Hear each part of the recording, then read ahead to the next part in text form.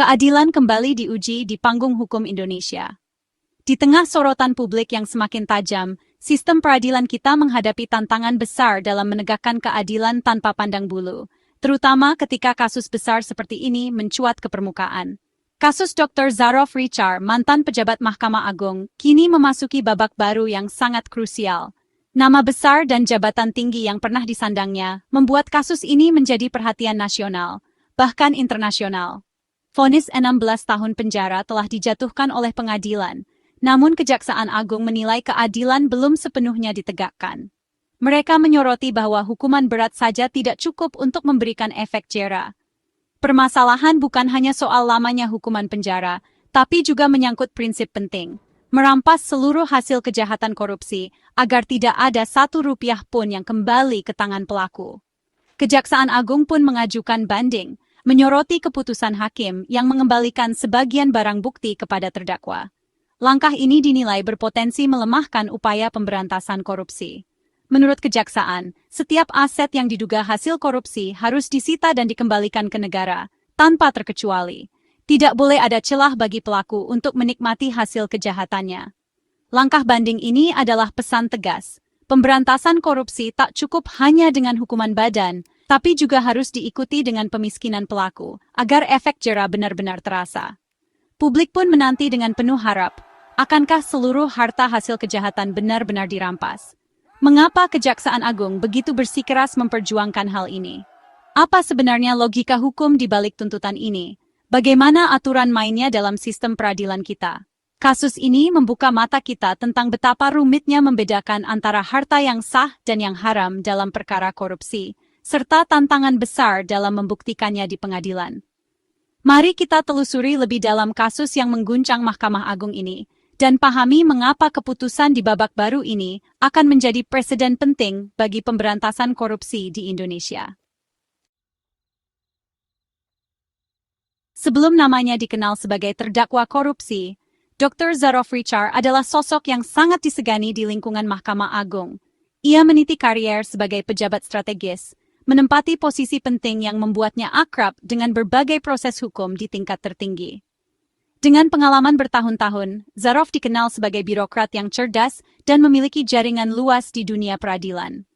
Ia punya akses dan pengaruh besar, tahu seluk-beluk perkara, dan jadi figur penting di balik layar. Banyak pihak yang menghormatinya, bahkan mengandalkannya untuk menyelesaikan berbagai persoalan hukum yang rumit. Namun, posisi strategis ini juga memberinya peluang untuk mengatur jalannya perkara secara diam-diam. Namun, kekuasaan itu menyeretnya ke pusaran gratifikasi, mengubahnya dari abdi negara menjadi maklar kasus. Godaan uang dan kekuasaan perlahan mengikis integritasnya.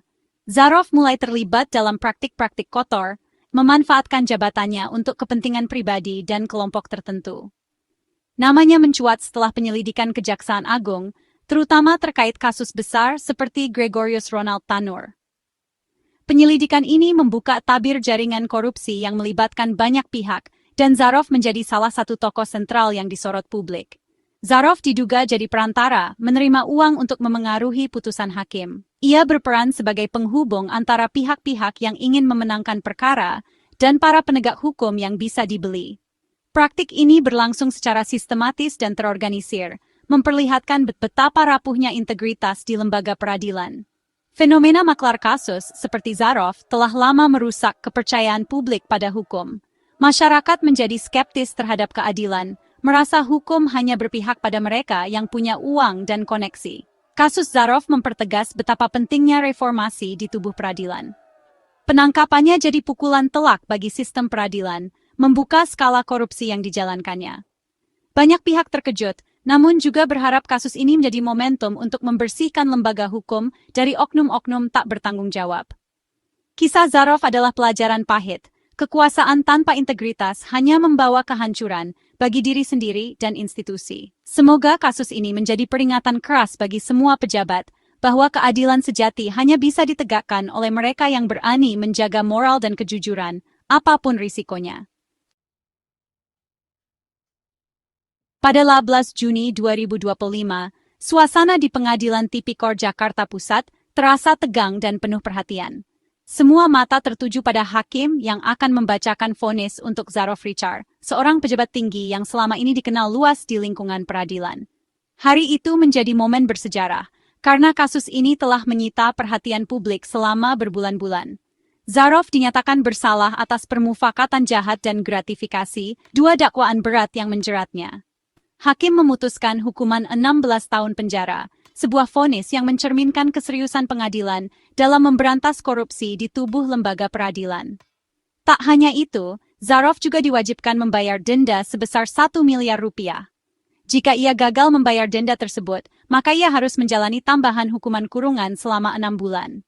Jumlah denda yang fantastis ini menjadi sorotan, mengingat besarnya nilai gratifikasi yang terungkap selama persidangan. Dalam pertimbangannya, hakim menyoroti betapa perbuatan Zarov telah merusak citra Mahkamah Agung dan kepercayaan masyarakat terhadap institusi peradilan. Namun, hakim juga mempertimbangkan faktor usia Zarov yang sudah lanjut, serta proses hukum lain yang masih berjalan terhadap dirinya. Putusan ini menjadi pesan tegas bahwa tidak ada seorang pun yang kebal hukum, bahkan pejabat tinggi sekalipun. Sidang ini pun menjadi peringatan keras bagi siapa saja yang mencoba menyalahgunakan kekuasaan di lembaga peradilan. Namun, perjalanan kasus Zarov belum berakhir. Di balik vonis yang dijatuhkan, masih ada babak baru yang menanti, dan publik pun menanti kelanjutannya dengan penuh rasa ingin tahu. Salah satu bagian paling kontroversial dari kasus ini adalah soal nasib tumpukan harta dan uang tunai yang ditemukan di rumah Zarov. Nilai temuan itu mencapai miliaran rupiah, dan menjadi perdebatan sengit di ruang sidang. Inilah yang akhirnya memicu perdebatan panjang dan mendorong Kejaksaan Agung untuk mengambil langkah banding demi memastikan keadilan benar-benar ditegakkan hingga tuntas. Temuan paling mengejutkan dalam kasus Zarov adalah kekayaan fantastis yang disembunyikan. Di rumahnya, penyidik menemukan uang tunai 919 miliar dan 51 kilogram emas batangan. Temuan ini jadi bukti kunci gratifikasi yang diterima Zarov berlangsung sistematis dan terorganisir. Jaksa juga menemukan catatan yang menghubungkan uang dengan nomor perkara di Mahkamah Agung. Bukti ini memperkuat argumen bahwa hampir seluruh kekayaan Zarov berasal dari korupsi. Hakim memutuskan uang dan emas itu dirampas untuk negara. Namun ada pengecualian. Sebagian aset justru dikembalikan ke Zarov. Inilah sumber perdebatan hukum berikutnya. Fokus banding Kejaksaan Agung bukan pada lamanya hukuman, tapi pada keputusan mengembalikan aset 8,8 miliar ke Zarov. Jaksa menilai membiarkan koruptor menikmati sisa hasil kejahatan, sekecil apapun, mencederai keadilan. Hakim berdasar pada LKPN dan SPT pajak Zarov menganggap uang itu harta sah. Namun, Kejaksaan berpendapat dalam kasus gratifikasi masif, sulit memisahkan harta sah dan haram. Ada kemungkinan harta yang dilaporkan pun sudah tercampur hasil kejahatan. Prinsip pembuktian terbalik harus diterapkan. Jika terdakwa tak bisa membuktikan asal-usul hartanya, seluruhnya harus dirampas. Inilah inti pertarungan hukum perampasan total atau pengembalian sebagian. Kejaksaan ingin presiden tegas, tak ada ruang bagi koruptor menyelamatkan harta. Perbedaan pandangan jaksa dan hakim soal aset 8,8 miliar mencerminkan dilema klasik penegakan hukum korupsi. Hakim berpegang pada legalitas formal, jika tak ada bukti langsung, aset yang dilaporkan di SPT dianggap sah. Prinsip kepastian hukum dan praduga tak bersalah jadi pegangan hakim. Sebaliknya, jaksa menuntut logika pembuktian di balik. Pejabat yang terbukti menerima suap ratusan miliar harus membuktikan kekayaannya halal. SPT pajak saja tak cukup, bisa jadi alat cuci uang. Ketidakwajaran kekayaan Zarov, ditambah bukti gratifikasi, seharusnya cukup untuk merampas seluruh aset. Kejaksaan ingin menutup celah hukum koruptor tak boleh berlindung di balik laporan formal. Pertarungan ini soal menegakkan keadilan tanpa kompromi. Setelah vonis, baik jaksa maupun tim Zarov menyatakan pikir-pikir. Selama 7 hari, Kejaksaan Agung menganalisis putusan, fokus pada pengembalian aset Rp.8 miliar. Setelah pertimbangan matang, Kejaksaan resmi mengajukan banding ke Pengadilan Tinggi. Dengan banding, putusan belum ingkrah. Semua hukuman dan perampasan aset ditangguhkan. Langkah berikutnya, menyusun memori banding, berisi argumen mengapa seluruh aset Zarov harus dirampas. Jaksa akan menguraikan fakta dan dalil hukum untuk meyakinkan hakim banding. Tujuannya jelas, memperbaiki kekeliruan putusan dan menegakkan semangat pemberantasan korupsi. Babak baru pertarungan hukum pun dimulai. Kasus Zarof Richard membuka borok lama maklar kasus di jantung peradilan.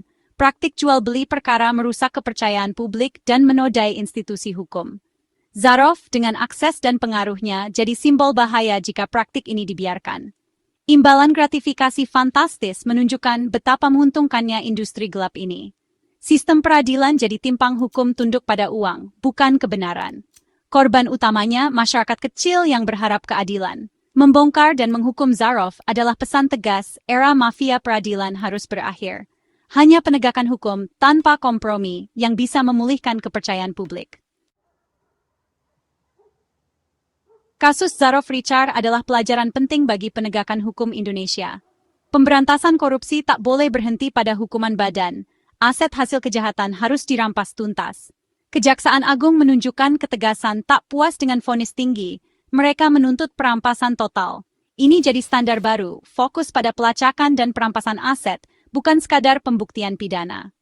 Perdebatan soal aset 8,8 miliar menyoroti perlunya terobosan hukum, terutama pembuktian terbalik.